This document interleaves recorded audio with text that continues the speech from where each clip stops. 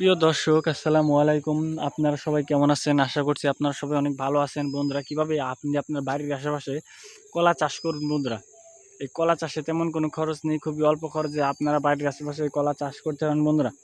এই কলা চাষে করে কিন্তু আমাদের গ্রামের কৃষকরা কিন্তু ভালো লাভবান হচ্ছে। আপনারাও চাইলে কিন্তু আপনাদের বাড়ির আশেপাশে এই কলা চাষ করে কিন্তু ভালো লাভবান হতে পারেন বন্ধুরা। দেখতেই পাচ্ছেন বন্ধুরা, এই যে কলা গাছটি। তো এই কলা চাষের জন্য বন্ধুরা অবশ্যই আগে প্রতি জমিতে আগে আপনাদেরকে কলার বীজগুলো রোপণ করতে হবে। তাহলে কিন্তু আপনারা এই কলা গাছগুলো কিন্তু ভালো মানের কলা চাষ করতে পারেন বন্ধুরা। তো এই কলা চাষের জন্য বন্ধুরা আগে কলা গাছের বীজগুলো একদিন পানিতে ভিজিয়ে রাখবেন এবং তারপরের দিন সকালবেলায় আপনারা জমিতে লাঙ্গল দিয়ে চাষ করে রাখবেন আগে।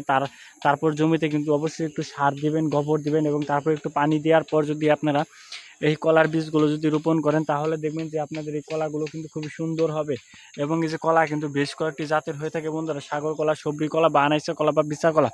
এই যে দেখতে পাচ্ছেন বন্ধুরা, এই যে কলা গাছটি দেখতে পাচ্ছেন বন্ধুরা, এটা হচ্ছে চারা কলা গাছ। তো বন্ধুরা, এই চারা কলা গাছে কিন্তু প্রচুর কলা হয়েছে বন্ধুরা, এই যে দেখতে পাচ্ছেন। তো আমাদের গ্রামের কৃষকেরা বা আমরা নিজেরাই কিন্তু কলা চাষ করে থাকি।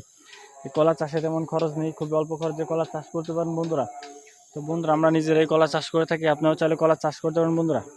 যদি আমাদের এই ভিডিওটি যদি আপনাদের একটু ভালো লেগে থাকে, তাহলে বন্ধুরা অবশ্যই আমাদের এই ভিডিওতে একটি লাইক করুন বন্ধুরা। অবশ্যই কমেন্টে আপনাদের মতামত জানাবেন।